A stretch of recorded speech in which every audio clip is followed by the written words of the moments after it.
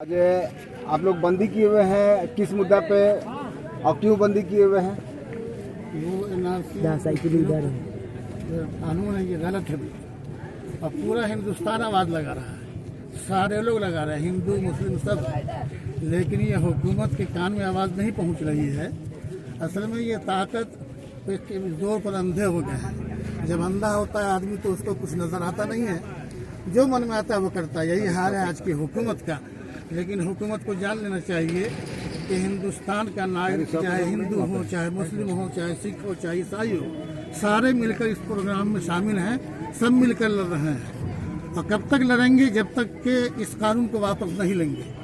कानून को वापस नहीं लेंगे तो उस वक्त तक लड़ते रहेंगे, चाहे जंग करनी पड़े तो जंग भी करेंगे इंशाअल्लाह।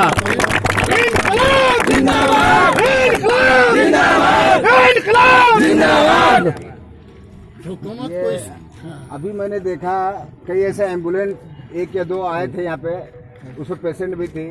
क्या मतलब उनको आप रास्ता दे रहे हैं?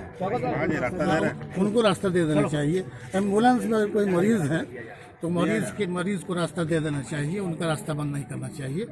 हम लोग जो है यहाँ भी ये प्रोग्राम चला रहे हैं, शांति के तौर पर चला रहे हैं। यानी हमें जो है अपने मजहब के जो उसूल ज़ाब्ते हैं उसको सामने रखते हुए इस लड़ाई को लड़नी है। अगर दूसरी तरफ से कोई वार भी हो जाता है, कोई बात भी हो जाती है तो हमें बर्दाश्त करना है। लेकिन हमें जज्बात में नहीं आना है, होश के साथ इस काम को करेंगे तो इंशाअल्लाह ताला अल्लाह ताला हमारी मदद करेगा और हुकूमत को झुकना पड़ेगा इंशाअल्लाह।